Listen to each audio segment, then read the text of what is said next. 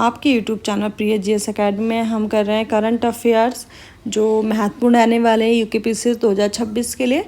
मुख्य परीक्षा साथ साथ प्रारंभिक परीक्षा दोनों के लिए ही अति महत्वपूर्ण रहने वाला है।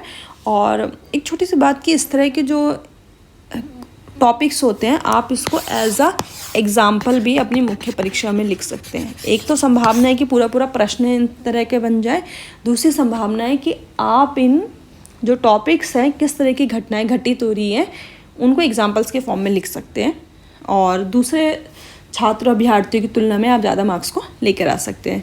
आज का है नीति एक्सट्रीम अल्ट्रा राउंड 2026 उत्तराखंड सीमा पर्यटन को बढ़ावा। इस तरह का प्रश्न 2025 या 24 में ऑलरेडी आ चुका है। तो एक अल्ट्रा रन हुई है नीति में, तो आइए देखते हैं। नीति एक्सट्रीम अल्ट्रा रन 2026 उच्च ऊंचाई वाले खेलों, सीमा सुरक्षा और क्षेत्रीय आर्थिक विकास को जोड़ने वाली उत्तराखंड सरकार और रक्षा बलों की एक रणनीतिक पहल है। एक रणनीतिक पहल है किस किस के मध्य में? उत्तराखंड सरकार में भी जो स्पेसिफिक विभाग है वो पर्यटन विभाग है। रक्षा बलों की एक रणनीतिक पहल है। और कहाँ पर होने वाली है रन? समान उच्च ऊंचाई वाले क्षेत्रों में। यह आयोजन क्या है देखते हैं। 31 मई और 1 जून 2026 को आयोजित एक उच्च ऊंचाई वाली मैराथन है। स्थान का है आपको पता होगा, नीति दर्रा। तो उत्तराखंड के चमोली जिले की दूरस्थ नीति घाटी में जो भारत तिब्बत सीमा के बहुत करीब स्थित है। मुख्य आयोजक कौन है? नागरिक प्रशासन, उत्तराखंड पर्यटन विभाग और रक्षा बलों का संयुक्त आयोजन है, भारतीय सेना और आईटीबीपी। अब आप कल्पना कीजिए कि उसके कल्पना क्या करना है, आप इसमें थोड़ा सा कॉन्सेप्ट को समझने का प्रयास कीजिए कि ये क्यों किया गया होगा। एक तो ये है कि जो वहाँ के लोग हों उनको प्रेरित करना है स्वस्थ रहने के लिए। वैसे तो पहाड़ के लोग स्वस्थ ही होते हैं क्योंकि इतना टफ वहाँ की स्थिति होती है, तो ऑलरेडी वो लोग बहुत ज़्यादा स्वस्थ रहते हैं और परंतु उनको अपनी तरफ से प्रेरित करना आप एक बोल सकते हो। दूसरा है पलायन पर रोक। अब पलायन पे किस तरह से रोक लग सकती है? जब इस तरह के कार्यक्रम होते हैं तो बहुत ज़्यादा टूरिज़्म बढ़ता है। उस स्पेसिफिक पॉइंट पे उस घाटी में क्या होगा, बहुत सारे पर्यटक आए होंगे, आयोजक आए होंगे, खिलाड़ी आए होंगे, छोटे छोटे कैंप लगे हुए होंगे, दुकानें लगी हुई होंगी। उससे क्या होगा? पर्यटन बढ़ेगा। समय समय पे इस तरह की रेसें होंगी तो पर्यटन बढ़ेगा। वो क्षेत्र क्या होगा? मैप में आने लगेगा। तो पहला हो गया पलायन पे रोक। दूरस्थ हिमालयी गांव अक्सर रोजगार के अभाव में खाली हो जाते हैं। साहसिक पर्यटन को बढ़ावा देने से स्थानीय युवाओं को घर पर ही आजीविका के अवसर मिल जाते हैं।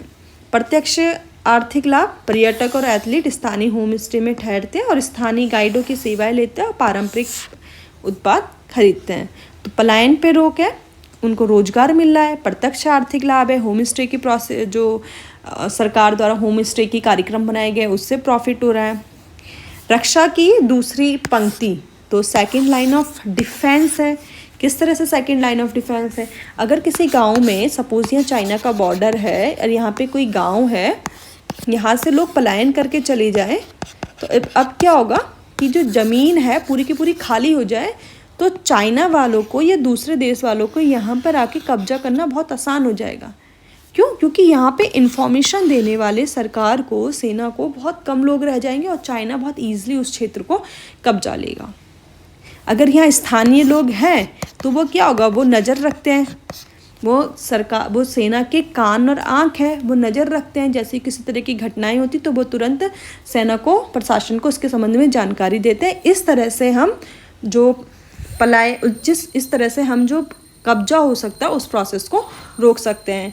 घनी आबादी वाले और आर्थिक रूप से समृद्ध सीमावर्ती गांव राष्ट्रीय सुरक्षा के लिए महत्वपूर्ण आँख और कान का काम करते हैं। तो पॉइंट क्या है? घनी आबादी, दैट मीन्स अच्छी खासी आबादी हो, और आर्थिक रूप से समृद्ध सीमावर्ती गांव, बॉर्डर वाले गांव आर्थिक रूप से समृद्ध होने चाहिए और बहुत ज़्यादा आबादी होनी चाहिए, समृद्ध आबादी होनी चाहिए। सीमावर्ती गांवों का विकास भारत की सीमाओं को सुरक्षित करने में मदद करता है। जैसे मैंने आपको बताया आँख और कान होते हैं और वो जाके बता देंगे। तीसरा है नागरिक सैन्य समन्वय। अब नागरिक सैन्य समन्वय क्या है? लोगों को आप ट्रेन कर रहे हैं, एक तरह से लोगों की ट्रेनिंग तो है कि हाई ऑल्टीट्यूड में किस तरह से जाया जाए, तो कभी इस तरह की घटनाएं होती हैं जहां नागरिकों की आवश्यकता होगी तो उस क्षेत्र में कोऑर्डिनेशन बैठाना आसान हो जाएगा। अत्यधिक ऊंचाई पर ऐसे आयोजन के लिए जटिल चिकित्सा, रसद और संचार व्यवस्था की आवश्यकता होती है। भारतीय सेना, आईटीबीपी और जिला प्रशासन का ये तालमेल कठिन भौगोलिक परिस्थितियों में नागरिक सैन्य सहयोग को बेहतरीन उदाहरण प्रस्तुत कर सकता है। इस तरह से हमने देखा कि इस योजना के क्या लाभ है। प्रारंभिक परीक्षा और मुख्य परीक्षा दोनों के लिए समान रूप से महत्वपूर्ण आने वाली है। Thank you for watching Priya ji academy. मिलते हैं अगली वीडियो में।